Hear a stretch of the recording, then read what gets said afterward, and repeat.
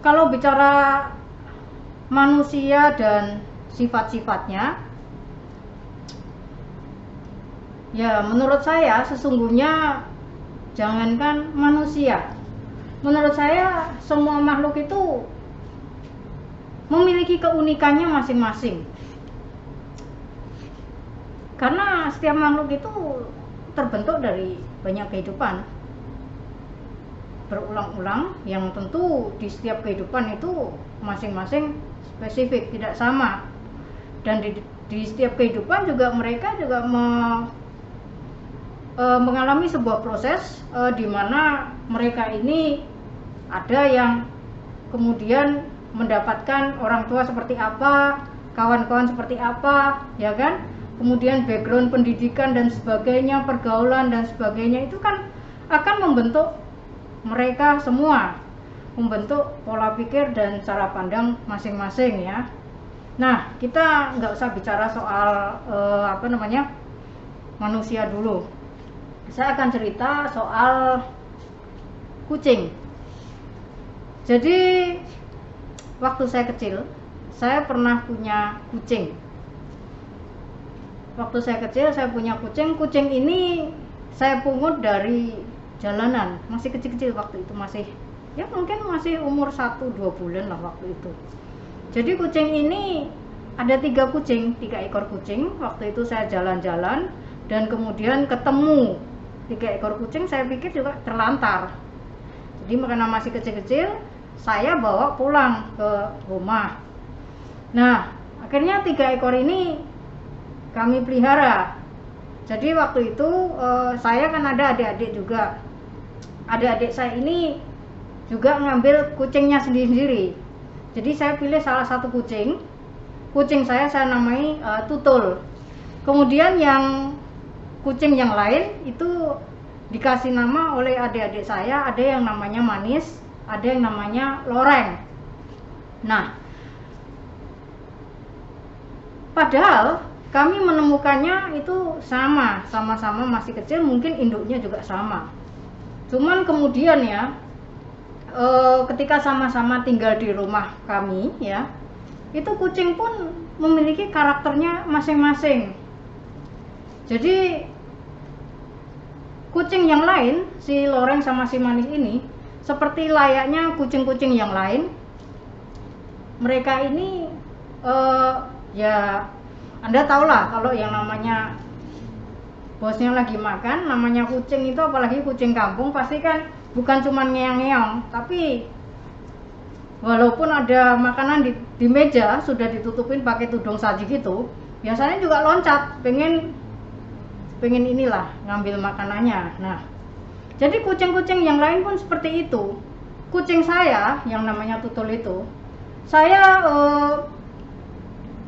didik, dan anehnya meskipun saya mendidiknya dengan sederhana, kucing ini bisa cepat untuk beradaptasi. Dan mungkin ya kalau saya katakan ini kucing yang agak beradab.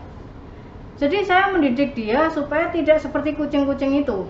Ketika saya makan, saya tidak izinkan dia untuk mengeong-ngeong. Udah, saya suruh diam, kamu diam, duduk, nanti habis saya makan, kamu saya kasih makan.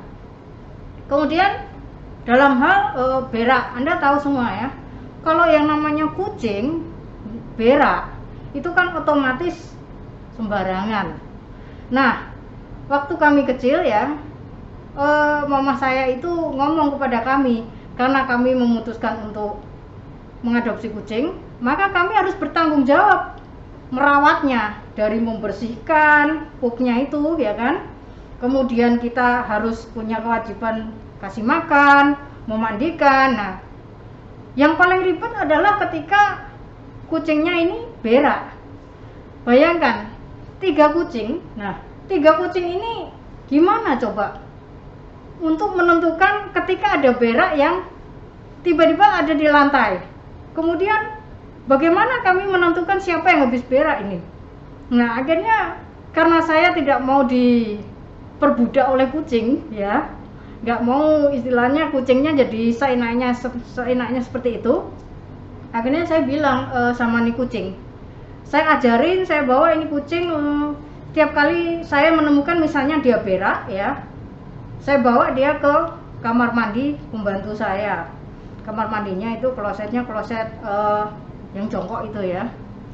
Jadi saya hanya ajarin 3 kali, dan tentu saya jewer juga ya, karena saya nggak mau kucing saya jadi kucing yang manja. Setelah 3 kali saya ajarin, besok-besoknya kucing saya ini dia bisa berak sendiri persis di lubangnya. Ya tentu Anda jangan membayangkan bahwa kucingnya ini juga bisa nyiram, enggak. Jadi kucing saya ini bisa berak persis di lubang WC. Yang kemudian yang nyiram ya tentu pembantu saya itu.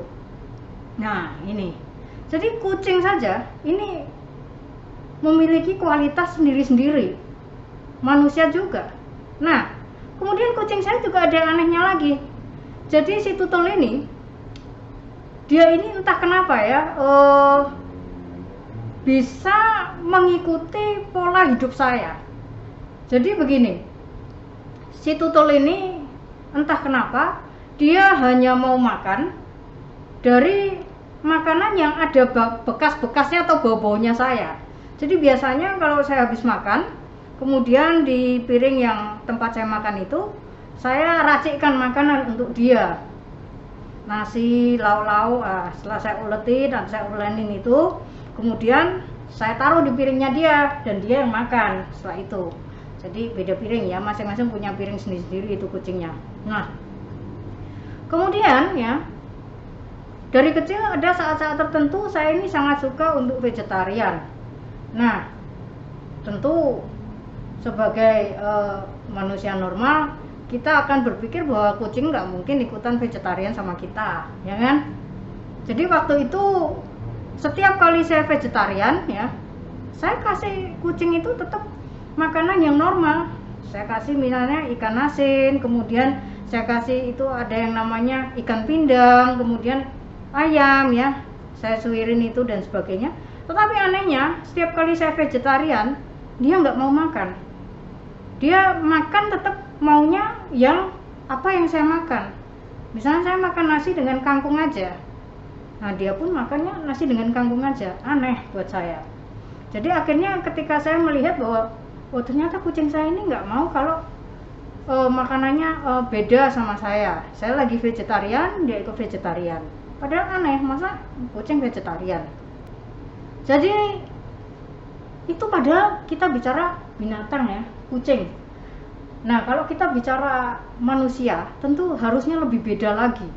Karena manusia ketika kita lahir, kemudian kita dibesarkan ya, kita sudah punya lingkungan yang mendidik kita, dari orang tua, mungkin lingkungan-lingkungan lain yang ikut berperan aktif di dalam kehidupan kita, kemudian nanti pendidikan, pergaulan kita. Nah ini tentu pasti akan membuat setiap manusia menjadi beda dan unik, sehingga kita tidak bisa menyalahkan kalau ada orang lain yang memiliki pola pikir dan cara pandang yang beda, dan masing-masing orang tentu dia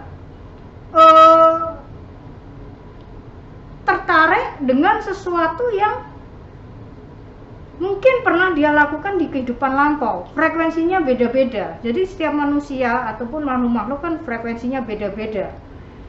Jadi misalnya ada orang-orang yang memang dari kecil dia suka apa gitu kan, tapi ada dari kecil misalnya seperti saya memang agak suka-suka dengan yang berbau spiritual, kemudian pertapaan, kemudian hal-hal yang keterampilan yang menurut saya ini banyak orang yang tidak mau mempelajarinya. Karena menurut saya baik ini sesuatu spiritual yang sifatnya adalah kebatinan, ataupun sesuatu yang sifatnya kita bisa pelajari dengan rumus-rumus, itu menarik buat saya. Sehingga saya sangat suka belajar yang seperti itu. Nah, terlepas apakah ini logis dan tidak logis, ketika yang kita pelajari itu nanti kembali ke diri kita masing-masing. Kalau misalnya kita mengalami satu pengalaman yang sesungguhnya kalau kita pikirkan dengan nalar itu nggak masuk logikanya, tetapi kenyataan. Sehingga misalnya kita bicara, oh saya ada pengalaman seperti ini. Bagi Anda yang mungkin Anda tidak pernah mengalami pengalaman-pengalaman yang aneh, Anda mungkin akan berpikir, wah ini ayah ini halusinasi atau apa, atau tahayul atau apa. Itu wajar buat Anda yang barangkali mungkin tidak ada pengalaman di situ. Tetapi banyak juga orang-orang yang memiliki pengalaman-pengalaman yang tidak bisa dimasukkan dengan logika, dengan nalar, dengan akal sehat. Dan itu terjadi. Maka kita harus menghormati setiap pengalaman-pengalaman yang berbeda ini dan keunikan-keunikannya. Coba ketika saya bilang, oh kucing saya vegetarian gitu. Kalau ada yang sama-sama punya kucing yang kebetulan vegetarian juga, nah tentu dia akan bisa menerima, betul ini Ayah Sagara, saya pernah punya ini, kucing saya juga vegetarian. Tapi bagi orang yang nggak pernah mendapati kucing vegetarian, namanya kucing masuk vegetarian, nanti dikira saya membual. Nah kan seperti itu.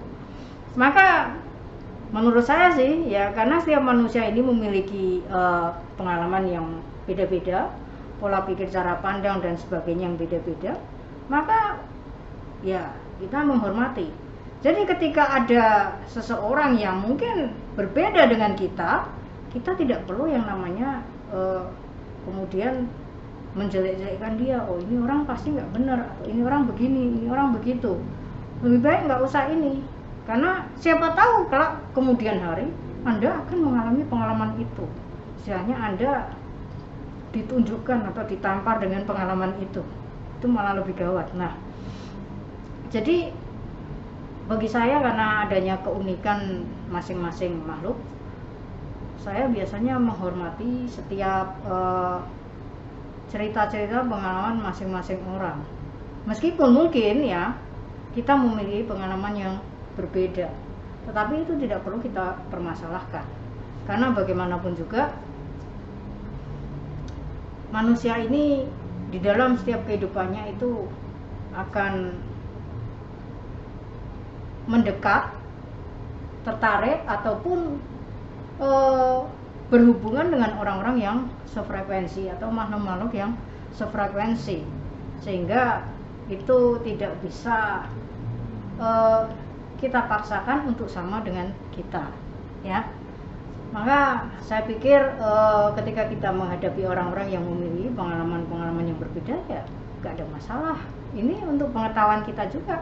Ketika kita mendengarkan mereka, oh rupanya ada yang punya pengalaman seperti ini, nah, baguslah, sekedar untuk pengetahuan, ya kan. Apakah kelak kemudian hari kemudian kita juga mengalaminya atau tidak, itu urusan belakang. Tapi kita tidak perlu kemudian membuli, oh nggak mungkin lah ini, ngibul lah ini lah. Kalau begitu Anda ngomong ngibul, ternyata orang ini pengalamannya benar-benar asli, Anda sudah karma buruk, ya Anda sudah menuduh dia berbohong. Nah, ini lebih baik nggak usah komentar yang aneh-aneh. Jadi begitulah.